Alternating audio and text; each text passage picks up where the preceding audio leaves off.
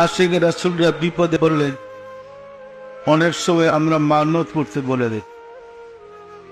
আপনারা মানত করেন? মানতের একটা বিধান পেল, আমি আপনাদেরকে বলে দিই, নিজে নিজে মানত করেন।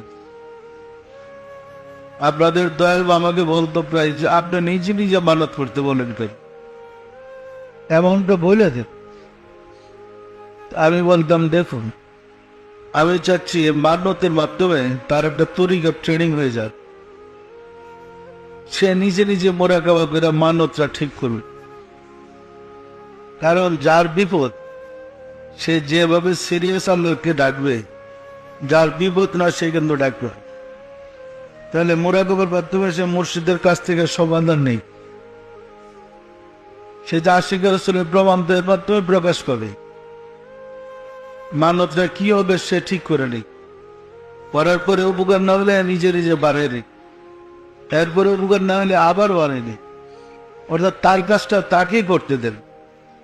অবস্থাটা এমন, ছোট বাচ্চা হাঁটা যখন শিখতে যায় একবার তারাই পড়ে যায়, আবার তারাই পড়ে যায়, পড়তে পড়তে হাঁটা শিখাবে।